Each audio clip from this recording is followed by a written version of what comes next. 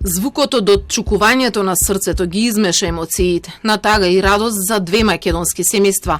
Диневи од Стар Доиран ја изгубија својата мајка и сопруга. Огњановски добија татко и сопруг по втор пат. Ги спои срцето на Емилија Динева, која во понеделникот утрото не ја преживеа несреќата со својот мопед. Моментот кога удрила во бетонски ѕид бил кобен, со скршен череп завршила на скопските клиники. 3 дена мозокот не давал никакви знаци на живот, а незините блиски били исправени пред најтешката одлука – да се исклучи од апарати, но и да се исполни една од најблагородните мисии на еден човек – со својот, да спаси туѓ живот.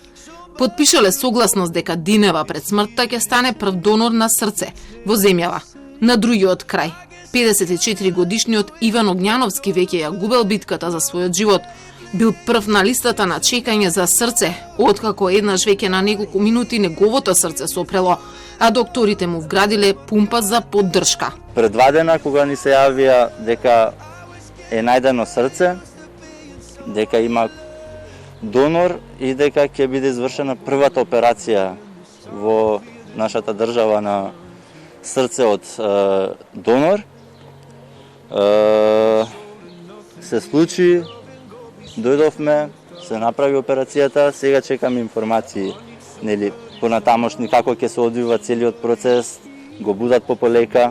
Еднашка му го спасија докторите позади мене животот, го вратија меѓу живите, сега тоа го прават уште еднашка и едно многу големо благодарам до нив.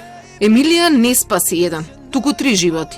Ги донираше и своите бубрези, па денес уште 2 добија живот. Незиното семејство не можеше да говори за Телма. Прв сосед е градоначалникот на Доиран, кој лично ги познавал и кој вели дека се скромно, но хумано семејство. Се работи за луѓе со големо срце, луѓе кои што во овие зборови дури немам ни зборови со кои можам да ја опишам тагата.